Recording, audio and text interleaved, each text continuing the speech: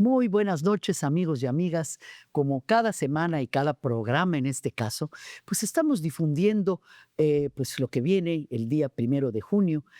Pues estamos invitando a candidatos y tras la historia participamos porque aquí vas a aprender y vas a conocer quién y cómo se escribe la historia. Pero tú, ciudadano, en este caso tenemos que participar y también escribir esta historia, porque a todos nos compete. Esta noche tenemos a un candidato para ministro de la Suprema Corte de Justicia, el licenciado, doctor en Derecho, Eduardo Santillán. Muy buenas noches, Eduardo. Qué gusto, muchas gracias por Ah, recibirme. me da mucho gusto. Bienvenido a Yucatán. Es una tierra extraordinaria, Poco de calor, ¿verdad? poquito de calor, ¿no? Nos sorprendió porque en la Ciudad de México, de donde provengo, se declaró alerta amarilla Sí, por 32 grados, sí, ¿no? sí, para que ustedes allá tengan Claro, oso, ¿no? pero bueno, ya Eh, puedes imaginarte, pero aquí estamos, la antesala no, del infierno. más bien del paraíso. Así es. Es un gran gusto. Y además en una campaña tan intensa, tan interesante como en la que estamos, ya llevamos más de 20 estados recorridos en el país en 50 días prácticamente, Sí, hombre. en un ejercicio muy interesante Sí. de conocer, reconocer, escuchar la opinión de la ciudadanía en un tema tan importante como es el de la justicia. Sobre todo la impartición de justicia. Las leyes existen, nada más hay que cuidar cómo y quién las imparte. Así es, fíjate que algo muy curioso es, en diversos estudios, en diversas encuestas, la población en México considera que hay una buena constitución, que hay buenas leyes, pero que el problema es la aplicación de las Exacto. leyes, ¿no? Muchas veces Entonces, eso pasa. eso es y entonces estamos en un proceso, como bien lo señalas, estamos escribiendo una nueva página, una nueva etapa en la historia de nuestro país, en una elección sin precedentes, no solamente en México, sino prácticamente en el mundo. En el mundo. Será la primera elección de esta dimensión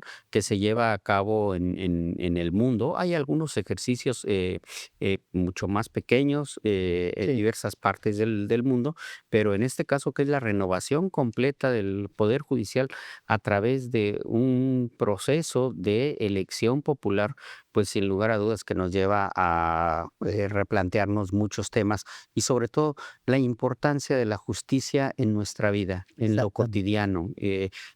Para mí, por ejemplo, yo creo que hay un derecho, el derecho humano favorito que yo tengo es el derecho humano a la felicidad, Sí, que es más o menos se establece incluso en la Constitución norteamericana, en el preámbulo. Para mí, exacto. todas las personas nacemos con este derecho a ser felices. Y a partir de ahí se requieren muchos otros derechos complementarios para lograrlo. La igualdad, la libertad, salud, educación, trabajo, pero todos tienen como propósito que las personas podamos desarrollar nuestro proyecto de vida. ¿Sí? Y el Estado tiene la obligación de garantizar esos derechos, de garantizar esas libertades que están contempladas en la Constitución. Eduardo, nos gustaría mucho que le platiques a los ciudadanos que hoy nos están escuchando y viendo, ¿quién es Eduardo Santillán? ¿Dónde naciste? ¿Cuáles son tus actividades deportivas que te gusta? El ser humano, porque eso es muy importante también, que conozcamos de cerca quién, si te, si llegas a ser ministro, que esperemos que sí, le deseamos esa suerte, pues conocer más de cerca porque sí están un poco alejados los ministros de la población. Claro, mira, yo soy Eduardo Santillano y soy candidato a ministro de la Suprema Corte de Justicia. Nací el 14 de febrero de 1974, soy acuario, ¿no? Y Sí, además pues, nací en un día muy significativo. Soy originario de la Ciudad de México, soy abogado egresado de la Facultad de Derecho de la UNAM, soy profesor desde 1999 en la misma Facultad de Derecho. Me he desempeñado en el servicio público, pues ya prácticamente por más de 25 años. He desempeñado diversos cargos, entre ellos fui alcalde de la hoy alcaldía Álvaro Obregón en la Ciudad de México, una demarcación con 750,000 habitantes. sí. He sido diputado en 2 ocasiones, he sido presidente de la Comisión de Justicia de la Ciudad de México, junto con la hoy presidenta de la República. Me tocó implementar muchas de las políticas en materia de seguridad y de justicia en la ciudad. Me tocó desarrollar la ley Olimpia en contra de la violencia digital, la ley Ingrid para evitar el uso de imágenes de víctimas de manera indebida, el registro de agresores sexuales que se Sí. implementó en la Ciudad de México, el banco de ADN con Eso es mecanismo de muy investigación. importante lo que acabas de nombrar. Y para las mujeres nos interesa mucho. Fíjate que precisamente uno de los temas fundamentales de la justicia es que tiene que haber una justicia con perspectiva de género. Te pongo algunos ejemplos de cómo tenemos que Sí, repensar la justicia. En primer lugar, yo te diría el viacrucis que vive una mujer total. que eh, quiere divorciarse. Porque tiene que juntar 10,000 o 20,000 pesos, tiene Sí. que contratar un abogado, se tiene que tardar más de un año en muchas ocasiones, cuando pues simplemente cuando una mujer ya no quiere a alguien y no quiere estar con una persona, pues es más que suficiente. Tenemos que evitar ese viacrucis. Yo estoy proponiendo algo que he denominado un divorcio automático, que sea un divorcio por comparecencia, que implique que la mujer pueda solicitar una cita ante un juez de lo familiar, que lleve su identificación y su acta de matrimonio. ¿Entraría ya la mediación? Fíjate que no necesariamente, porque el divorcio es un acto unilateral, en donde la mujer simplemente puede decir, yo ya no Pueden, quiero sí, estar con alguien, para que sea más para que expedita, sea más. expedita, para que a través de una comparecencia en media hora el juez pueda decir, ya manifiestas tu voluntad de ya no querer estar con una persona, es más que suficiente, se emite un acta y en ese momento se lleva a cabo el divorcio. Tendrían que revisarse complementariamente algunos otros aspectos cuando hay sobre todo menores, cuando hay una pensión alimenticia o hay una disolución de bienes. Pero eso implica que pueda haber una justicia pronta y expedita. Tenemos problemas de justicia terribles. Tú conoces, como yo, a una persona que tiene mal su acta de nacimiento y ha sido un No, no, no, viacrucis no, olvídate. arreglar el acta. No, el acta y luego ante el SAT y ante. No, no, no, no, no. Eh, Tremendo, lo hemos vivido muy de cerca. Claro, porque además, pues hace 50, 60, 70 años, pues las personas en el registro civil, pues se escribía con letra manuscrita el acta de Han nacimiento, ¿no? confundido si es hombre o mujer, hasta el Claro. nombre por una letra. Por una letra. Y entonces, ¿eso qué implica? Pues que son miles y miles los casos en donde hay un error en el acta de nacimiento y es lamentable que se tenga que acudir a un juicio para arreglar el acta. No, eso se puede hacer de manera, pues buena. Claro, tendría que ser un procedimiento mucho más ágil, mucho más eficiente. A mí me parece, por ejemplo, otro de los grandes temas que a mí me preocupan tiene que ver con qué pasa con las sucesiones en el país. También ¿Ves? conocemos una familia que lleva 5, 10, 15, 20 años de que murió el abuelo y dejó un intestado y entonces las familias tienen pleitos de muchos años. Calvario se llama. Claro.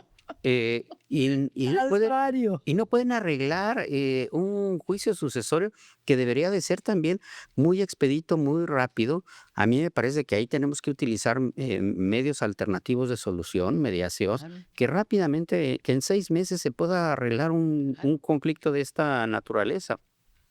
O ya aspectos. Esa es una propuesta muy, muy interesante y muy buena. Claro. Pienso, hemos visto tremendas familias que sufren esto es precisamente en estos casos. Así es, mira, cerca del 60% de las viviendas en nuestro país son irregulares. La gente no tiene la escritura de su casa. Sí. Necesitamos darle certeza jurídica y garantizar el derecho a la propiedad que tienen las personas. Por eso tenemos que hacer un replanteamiento de la justicia, hasta desde esos temas tan sencillos a temas más graves. El principal problema que he encontrado durante esta gira en nuestro país ha sido el drama de las familias de las personas desaparecidas. Hay algo peor que estar muerto y es estar desaparecido. Eh, y, por ejemplo, Conozco el todavía caso y tenemos en mi familia un caso especialmente, es hablando de terrible. desaparecidos. Claro, es terrible. Y a veces, por ejemplo, todavía hay ministerios públicos que le dicen a las personas o a las familias que tienen que esperar 72 horas para activar la alerta Amber. Cuando las 48 primeras horas son fundamentales para poder encontrar una persona. Entonces, necesitamos tener una perspectiva de género en este recorrido. Por ejemplo, lo mismo me he encontrado en Tuxpan o en Chilpancingo, mujeres que me plantean la preocupación de que siga existiendo el matrimonio infantil forzado en nuestro país, Sí, que las niñas, que las adolescentes sean obligadas a contraer sí. matrimonio eh, en zonas como Tlaxcala, en donde la trata de personas, la venta de Sí, niñas y de adolescentes sigue siendo un problema grave. Entonces necesitamos tener efectivamente una perspectiva de género. Hay cosas todavía absurdas. Es todavía usual que, por ejemplo, las policías a veces no quieran entrar a un domicilio cuando están golpeando a una mujer porque alegan no tener una orden de cateo. Entonces, pues evidentemente que requerimos, mira, yo hay mucho que hay hacer. mucho que hacer. Por ejemplo, hay un tema que a mí me preocupa. Yo he estado hablando de que incluso necesitamos tener nuevos tipos penales. Hay algo que yo he llamado el suicidio feminicida. A veces cuando hay el suicidio de una mujer, ya no se investiga nada. Detrás del suicidio de una mujer, normalmente hay una historia de mucho maltrato, de mucha violencia de diversos tipos que orillan a una mujer precisamente a privarse de la vida. Entonces, desde mi punto de vista, los suicidios de mujeres deben de verse también desde una óptica prácticamente de feminicidio. Es decir, fue esta violencia en sus diversas modalidades lo que fue orillando a una mujer a tomar una Una decisión decisión. extrema de esa naturaleza. Entonces, pues como ves, hay muchos temas Mucho, que mucho, Eduardo. Y sí, resolver en justicia. estamos, pues tú estás en campaña en estos momentos y si tú llegas, que espero que así sea, te deseo el mayor de los éxitos, a ministro, todos estos temas, vas a trabajar sobre ello. Sí, mira, sobre todo yo hablo de que debemos de tener una justicia con inteligencia artificial, pero también una justicia con inteligencia emocional. Emoción. ¿Eso qué implica? Que tengamos una justicia mucho más eficiente, mucho más moderna. Yo creo que ya debe de desaparecer prácticamente los expedientes de papel. Creo que hoy las nuevas tecnologías nos deben de Sí. permitir para que, pues prácticamente desde mi computadora, desde mi celular, pueda activar los mecanismos de Creo que justicia. eso agilizaría más y habría menos rezago. Hay un gran rezago. Por supuesto, Juicios, y hay, desde la Suprema Corte de Justicia hasta los tribunales así es. estatales y los de circuito, y todos han, Así sobre todo los estatales, también han tenido mucho rezago. Claro, porque de repente se van acumulando expedientes, hay muchos trámites absurdos dentro de los procedimientos jurisdiccionales.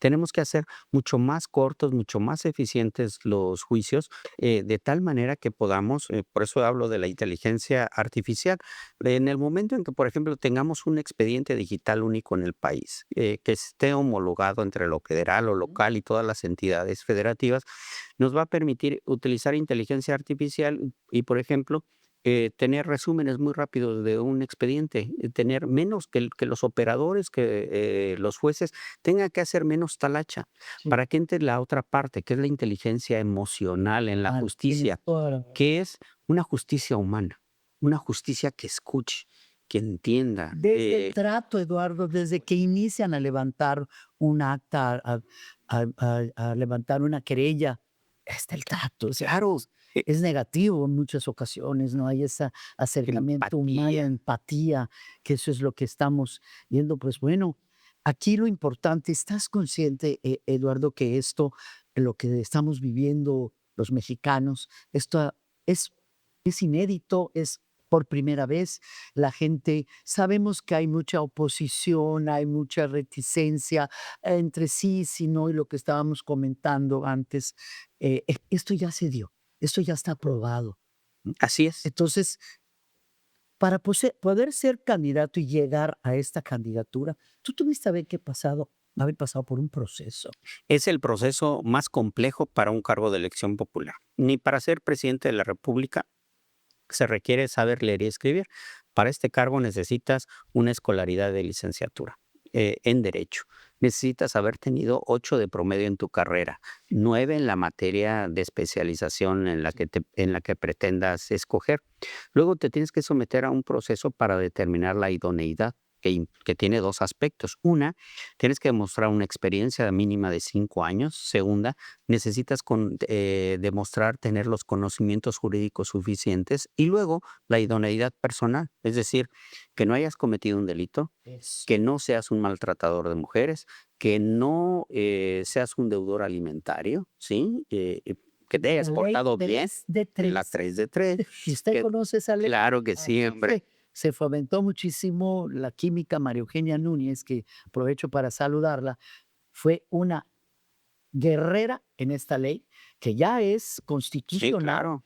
y salió de Yucatán. Así es. Entonces, por ejemplo, Eso estuvo muy estos bien, criterios, eso estuvo perfecto. por supuesto, porque una persona juzgadora tiene que ser primero una buena persona, ¿no? Tiene que ser una persona ¿Cómo vas en a lo ser un personal. deudor? ¿Cómo vas a ser Claro. un golpeador? Exactamente. Entonces, después de que hayas pasado todo ese proceso de evaluación de idoneidad, junto con un número de personas que tienen los mismos atributos y el mismo perfil que tú, tienes que ir a un sorteo, a una insaculación, Sí, bueno, para que a partir de ahí puedas ser propuesto por alguno de los poderes. Yo tengo eso. el honor de haber sido propuesto por el Poder Ejecutivo, por la Presidenta de la República, como candidato. Pero eso no es suficiente. Ahora tienes que ir a buscar el respaldo popular. Esto es a lo que estamos llamando a que la gente vaya a votar. Así es. Y entonces, yo en lo particular, en todas las asambleas en las que he participado, les digo, yo les vengo a pedir empleo. Vi un anuncio donde se decía, se solicita ministro. Y cuando votamos, cuando ejercemos nuestro voto, lo que estamos haciendo es estamos contratando a alguien como nuestro empleado. El pueblo contrata a alguien. Y en la boleta precisamente es de todas estas opciones, Sí. yo escojo a tal persona por sus características personales, por su preparación profesional, de tal suerte que este 1 de junio, por primera ocasión, va a ser que el pueblo va a poder elegir y contratar directamente a sus jueces, magistrados y ministros, lo que sin lugar a dudas es un salto enorme en la historia de nuestro país, esta Y elección mundial, y mundial. porque la vista de todo el mundo está ya sobre México. Por supuesto, Ahorita, y eso, por ejemplo, nos va a dar una serie de aspectos que a mí me parecen muy interesantes. Por ejemplo, va a ser México el primer poder judicial del mundo que garantice paridad de género. Tanto en esta elección como en la del 2027, sí o sí, por lo menos el 50% de los cargos serán para mujeres. No hay ningún poder judicial en el mundo que sea que tenga paridad, porque una de las características de un sistema patriarcal era precisamente que la justicia la impartían los hombres. No puede haber una justicia con equidad, con perspectiva de género, si no hay mujeres. así. Entonces, esto me parece que es un salto muy importante. También abre una gran oportunidad para personas jóvenes, porque, por ejemplo, se quitó un requisito de 35 años para ser juez, porque se parte de que hay jóvenes menores de 30 años que tienen una gran experiencia, una gran preparación y que se convertía esto, o que el derecho, la sociedad tiene nuevas realidades. Sí. Hoy la vida digital, la vida No, virtual es completamente son los que distinta. tienen la voz cantante, o sea, Exacto. los jóvenes desde el que nacen Claro, ya tienen su aparato, ¿no? Su teléfono, su iPad, ya en las escuelas, claro. Eso lleva jóvenes a están nuevas formas de convivencia totalmente. y a nuevas formas de derecho y una nueva forma de entender la propia justicia. Tecnología. Entonces necesitamos una perspectiva cercana a las juventudes desde la justicia. Eh, Sin lugar a dudas estamos ante una enorme posibilidad de avanzar en la justicia. Algo que me he encontrado también de manera importante en todo el país es la gente no quiere ver ya peleados a los poderes, los quiere ver trabajando juntos. y sobre todo en el tema de la seguridad. Y ahí es en donde nos están diciendo las sociedades, el Poder Judicial necesita hacer la parte que le corresponde en materia de seguridad, que es eh, erradicar la impunidad. Lamentablemente, hay muchas personas en situación de prisión inocentes que no pudieron Pues, pagar un abogado. aquí hay casos, aquí en Yucatán. Hay uno o dos casos que muy tristes, que precisamente hay un joven, un hombre que tiene casi ya 9 años y totalmente Por, es inocente, ¿eh? claro, y Entonces, personas inocentes que no pudieron lo sabemos. contratar un abogado, que no pudieron comprar un amparo, y a mí me Tienes genera mucha tristeza este concepto de la sociedad de que los amparos se compran y que por lo tanto, y luego tenemos a muchos malandros que porque sí tuvieron el dinero suficiente, pues andan libres. Entonces es una paradoja de la justicia así que es, tenemos que combatir. así es, Eduardo. Entonces, vamos a hablar un poquito porque va a estar 6 boletas que va a representar el INE, ¿verdad? Inclusive creo que lo dice la boleta, debe tener el logotipo del INE, un cuervo, pero bueno. Ah, no, en la boleta va a estar, En la está boleta. en la boleta. Entonces, aquí vamos a ver, véanlo amigos, para que no, yo ahorita le acabo de preguntar a Eduardo, por ejemplo, la boleta morada es para votar para ministros de la Suprema Corte de Justicia. ¿Lo estás mostrando, Mónica? ¿Estás haciendo el acercamiento, por favor? Para que lo vean las personas y sepan, porque muchas veces no saben Claro, ni cómo.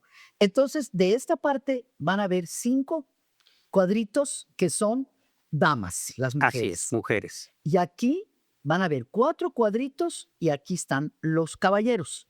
Entonces, en el caso de Eduardo Santillán, es el número 60. El que quiera y como quiera puede poner el número 60, pero hay 3 oportunidades más de que si conocen a otros o les interesa votar por otros para ministros de la Suprema Corte de Justicia, pueden poner también sus números en estas casillas. O lo recomendable es ponerle una tachita y ya, Así y es. nada más ocupan uno. Y en el caso de las mujeres son 5, pueden votar por 5 Así es. candidatas a ministras de la Suprema Corte de Justicia. Y del lado de los caballeros tienen oportunidad de votar por 4.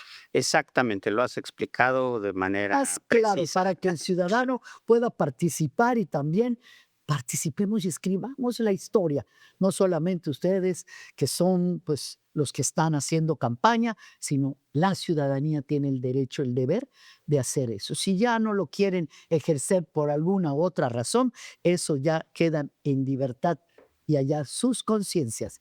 Yo, Mari Carmen García de Jasso, sí voy a votar, porque es un deber que sé que nos ha dado México a través de los años, nos ha costado mucho, Claro, Eduardo, tener lo que es y le llamamos democracia. Si ya votamos por el Ejecutivo y el Legislativo, pues ahora vamos a hacer esta prueba todos de votar por el por el por el justicia. judicial. Y eso va a acercar mucho a la justicia a la gente. Mira, cuando uno tiene oportunidad de platicar permanentemente con la ciudadanía, escuchar sus problemáticas, generas empatía. Empatía. Generas una responsabilidad social en el desempeño de tu cargo y te hace más sensible. Y eso es lo que nos está pidiendo la gente. La gente no quiere que la justicia sea simplemente revisa un expediente, hago y Así es. no, la justicia tiene que ver de manera integral a las personas. Es cómo resolvemos los conflictos que tenemos cotidianamente y cómo se imparte justicia. Y por lo tanto, me parece que estamos en una gran oportunidad de Bueno, de escribir una etapa extraordinaria en la historia de nuestro país. bueno, pues Eduardo, se nos acaba el Hombre, qué tiempo. rápido. Lamentablemente habría mucho que platicar. Luego lo vamos a hacer cuando ya seas ministro, si Oh, por supuesto. el voto te favorece, que esperemos que sí, te deseo lo mejor. Muchas gracias. Pues bueno, eso la población tendrá la última palabra y pues para volver a platicar hasta por el Zoom, para Claro que que nos sí. platiques y podamos saber ¿qué acciones tomarías cuando llegues a ser ministro de la Suprema Corte de Me dará Justicia? mucho gusto. Eduardo, me dio mucho gusto que hayas aceptado la invitación que hicimos en el canal a través de Canal Comunique Channel y el programa Tras la Historia. Amigos y amigas, nos despedimos y pues soy Mari Carmen García de Jasso y como siempre les digo, no tengo compromiso con nadie. Mi único compromiso es contigo, ciudadano, que sepas cómo se escribe la historia y quién la escribe. Buenas noches, hasta la próxima y bendiciones.